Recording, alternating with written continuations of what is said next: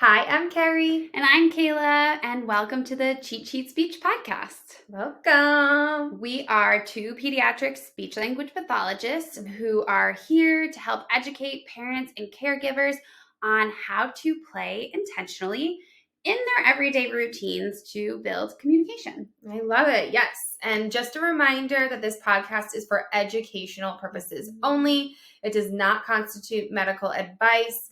If you're concerned about your child's speech or language, please reach out to a speech language pathologist that is licensed in your state. Perfect. All right, Carrie, what are we chatting about today? I'm excited about this one. We're talking about all things road trips. Love a road trip. So road trips are very communicative. There's lots of opportunities to practice communication, and it's also just a new experience in general. Yeah, it can be tough because you're asking a child to wait for a long period of time, and like you said, it could be something new for them, but a good opportunity to build communication and play skills. So how are we going to tackle the road trip? Yeah, and so we kind of broke this up into 3 different parts because I think there's a lot of vocabulary and there's a lot of experiences that are new in this environment. So trying to kind of prepare for that trip, what can you do before to help ease that transition or make things go more smoothly in the road trip? And then just when you're on that road trip, how can you enhance communication? You are all in this space for like an extended period of time. So why not utilize it and help build communications? Like honestly, not being like on the move inside the car, even though the car's moving, but not being on the move is a great opportunity to build communication. You can kind of calm down and all focus on one thing, which is kind of cool. And then also just trying to talk about like what comes after that road trip. How can you reinforce those language opportunities and help learn about that experience and what to do next? That's perfect. So we'll start off with the prep. How are we getting ready besides like a big deep breath and a look in the mirror of like, do I need to go on this road trip? Yeah, once you decide you're going on the road trip. Yes. So preparing, what does that look like, do you think? Yeah, I think the first thing is just visuals and having your kiddo kind of understand what's going to happen on this road trip. Yeah. So that might look like reading a book about road trips, watching, a show about Daniel Tiger packing for a road trip or something like that. Yeah. Or even like printing out pictures of like the car, like maybe stops on the way, picture of grandma, grandpa, if that's who you're meeting, trying to insert those visuals so they can start to see what they're going to expect versus just that verbal input of talking about what's going to happen on the trip. Yeah, like we said, it requires a lot of waiting. Children don't know the difference between 2 hours versus 5 hours. So I love that point where you're saying, let's get some visuals in there. You could do a visual schedule even, maybe like put it on the back of in the car. Headrest. Yeah. I like that. Yeah, what's something else we could do? So if we have some of those visuals, that's something we can definitely do before, prep those before. Yeah. What are some other ways we could prepare for that road trip? Well, when I was thinking about this, I was thinking like, I want my child to feel a little bit more in control. It's kind of like a weird place to be in when you're little. You kind of just get taken somewhere to the other location. Yeah. So trying to build some autonomy by letting them pack. Like they could pack their bag with clothes, but also they could try choosing the toy that they want to bring on the trip. Right. We love having toys for certain different places of a routine, like going to the doctor's office and waiting, right? Or just for like school. So having a road trip bag is really great, and having your child participate in creating the road trip bag and putting the toys in that, then that might just get them more excited. Yeah, too. And like, maybe also like practicing that packing before. You could do like a pretend road trip. Like what would we bring? And having them get involved. I love that. That's a great idea. It's also like great vocabulary exposure. You're learning suitcase. You're learning the word pack too. Like pack. So great opportunity for some more vocabulary. Okay, so now we're packed. We got our visuals prepped. We're in the car. How can we build that communication in the car? Yes. So let's think maybe like some activity ideas that would be great for building communication, language, interaction. So here are, some of our go-to car activities. So you have to really think your child is sitting in that car seat for a long period of time. We want something that's they can use at that table or like at their space. Yeah. So I'm thinking like busy books, things you can like zip open, Yeah. closed. Anything with like dot markers, like in interactive books that'll have flaps, anything reusable stickers. Oh, I love those. Yeah, anything that has not that many pieces. We don't want to lose something. Anything like that. Then next, I would say probably maybe like some sensory items. Yeah, there's like lots of sensory ones that you can put on the windows too. So if your child likes the spinning or popping or noises, things like that, you can put those and they can stick to the window. Or if they do have like a portion to their car seat where they could stick it to. Yeah, I love that. And that kind of draws attention out the window as well. And then the last thing that's a good go-to, and I find these all the time in like the Dollar Tree or the Dollar Spot section of Target, are those just like mini puzzles. Or like there's one, like it's like those metal containers, and there's one with like a dress up container. So I feel like magnet boards, anything like that. Oh, there's like those pretend play ones, like the farm magnet boards. Those are great for practicing prepositions. I use those all the time in speech. But something kind of like that, we can kind of still play and move around while you're sitting in that car seat. Yeah, I've seen like drawing too. Like they have some of those like magic draw ones. Yeah. And it doesn't have ink. So all of those types of things, less pieces and very interactive. Yeah. If you want no pieces at all, you could also just do a communication game, an easy, an I Spy, nice little road trip song, something like that too. Oh yeah, we used to do the state song in the back of the car all the time. That way, I think our parents hated us for that. Yeah, no, they didn't like that one. But you could also do like 20 questions or like the categories game. Oh yes.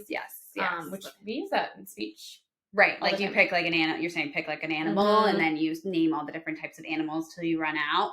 Great for vocabulary and just like more of a reciprocal game as well. Yeah, I think, Jill, like we said before, this is a great opportunity of like everyone's in the same space and we like maybe don't have other, thoughts or things we need to be doing in this car. So using it as a language opportunity, it's a great space for that. That's so true. And it just kind of makes things go by faster. Yeah. Exactly. So now we, hopefully made it through this road trip. We had our, prep for the road trip, made it through the road trip. What should we be doing after this road trip to help set us up for success? Yeah, I think it's really good to like reflect on the road trip and reinforce positive interactions with it and experiences. It's just going to set you up for success the next time. Yes. Like using phrases like I noticed when you helped your brother get out of the car, or, I saw 3 cows on the road. Wasn't that so cool? We saw something new on this road trip. Anything to help them talk about that experience and expand it beyond the car. And also, like you said, reflect on that experience and how it felt. And also talking about like how it did end too. Like, oh, see, like I told you we were going to get there at 10:15. Let's look at the time. It's 10:15 because like you said before, that concept of time can be hard for children to understand. They're just learning that. Yeah, so it's validating some of those things that happened during the car ride, what went well. And you can also always talk about like, oh, I noticed that it was hard for us to sit for a little bit, but then we stretched our bodies and that was great. Right. So strategies that they used in those situations. Should we head on over to our speech spotlight? Yes. Yeah, I love that. So kind of touching on are those reflective words that we were just using. Our speech spotlight, which if you haven't watched one of our videos before, just kind of talks about some popular ideas in the speech world. That might be something that's coming up in the news, or it might just be something in the speech world that we're, explaining and educating, parents and caregivers on. So today we're going to talk about carrier phrases. Yeah, I love it. So these carrier phrases are predictable sentence starters, very common sentence starters. And the idea is to have your child fill in the blank. Right. Yes. And so a lot of times I would start with like a verbal routine, I guess I would refer to it more as, which is they're going to have been exposed to this certain phrase in full, a lot of the time. So like, for example, ready, set, go. 1, 2, 3. Pika. Boo. Nice, you got it. So usually they've heard those things in a group, and then we turn it more into a carrier phrase by leaving out the last word, Pika, and that's when you filled in the blank with boo. Yes, yeah. So this is nice because it reduces that pressure there. So you're providing that first part of the language, and then the child can fill it in. And if they don't fill it in, that is so fine. Give space for that fill in, and then just model the word. So Pika, boo, peekaboo, and just modeling that for them. It creates less pressure on the child. And I do feel like this is a great alternative to those parents that have difficulty asking questions or they ask too many questions. Difficulty transitioning away from asking too many questions. Right. So like in that situation you're describing, and instead of saying like, what is this, then that you would switch it to like, I see blank. Right, exactly. Especially for books, a lot of times, what's this? What's that? So like transitioning to I see a, and then they can fill in lion. It's also just giving the child more autonomy, helping them build independence. We love imitation. That's great to model and have your child imitate, but this experience gives them that chance to use that vocabulary word independently. So I see a whale. They're using whale independently versus you providing that model, them getting that auditory feedback and using it. So just a different strategy, but like a new way to target that vocabulary and build independence with some new vocabulary. Yeah, it's kind of a good bridge, right? It's like you're not totally having to label it on your own. You're getting a little hint,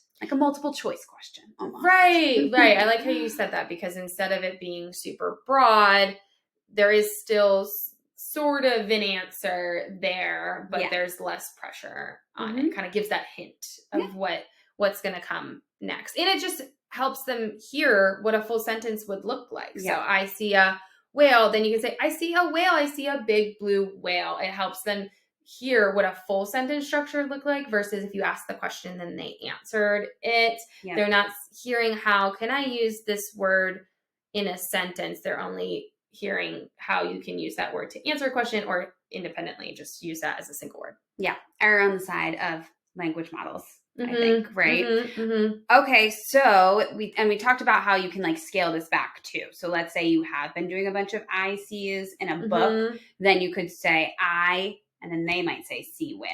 Yes, next time. Definitely. Or you can kind of start with that like little, we call it a phonemic cue. I see a whale. So it's a great way to start building and pairing, you're pairing back and building their languages to help them build sentences. Yeah. I love it. Awesome. So next time you're on that road trip, take your time, prepare for that road trip, and try maybe using those carrier phrases. And you can use them with toys too, but there's a lot of different spaces to use that speech strategy. I use it all the time. So it's a great one to use at home. It's one of my favorites for sure. So we talked a little bit about carrier phrases. If you have any other questions about it and want us to go a little bit more in depth, feel free to comment and we'll try to answer those questions. And now moving on to our communication countdown. Yes. Kind of our top 5. And this one is going to be top 5 things related to what we would bring on a road trip.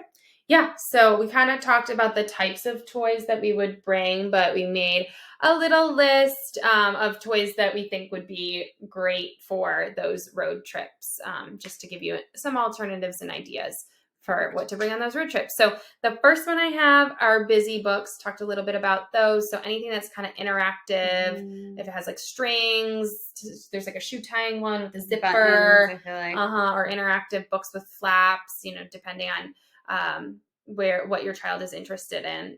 And then the next one is the sticker books. I love this because it works on those fine motor skills. Our OT friends love that.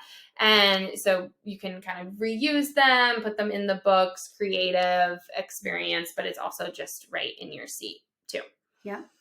Number 3, we got some of those fidget toys. Yeah. So those are great for sensory regulation. They offer that like movement piece too. Right, that you don't really have full body movement, but you can do some more movement interactions. Exactly. And then number 4, I recommend a specific book, What is in My Truck book. And that one's great because it's on theme. So it's like, you can kind of see it goes through like different types of trucks. I think there's a garbage truck. There's definitely an ice cream truck. And That's my there's favorite definitely one. an ice cream truck. There's a fire truck Yep. in there. I'm trying to think, like a construction Truck maybe too. yeah, something like cement truck maybe. Mm-hmm. In there too. So it has like little flaps, and this one is really great for those carrier phrases because there's little doors, so you could be like, open the door. Yeah. Oh. And then inside there's like an animal or something. So I see a cow.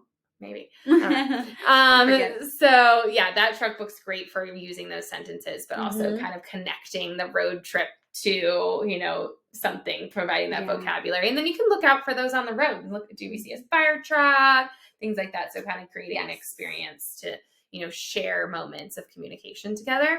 So that brings us to number 5. Those 4 ones before were really something you could use in the car. Number 5 is nice because you can use it outside the car. Yeah, I was thinking like a pretend play car, one that like kids can drive around in the driveway. This would be great for talking about all of the vocabulary around driving and stopping. And you could also do packing with it. Even if since it's smaller, you could pack like a lunchbox or something. Prepare, Or pack, like we talked about the road trip toys. They could put those in that car. And it's just like a great way to actually visualize what the car ride's going to look like before it actually happens. Yeah. I think those are some 5 great suggestions. We will link those toys in our YouTube comments. Hopefully this, segment kind of makes your road trip a little bit smoother. If it does, please leave a comment, subscribe, or, leave a review for us. We're here to just kind of help build communication and use communication to make your everyday experiences a little bit smoother. Yeah, and communication can happen anywhere, even if it's on I-95. Okay. No, that was a rough one. Okay. Thanks for joining. Bye.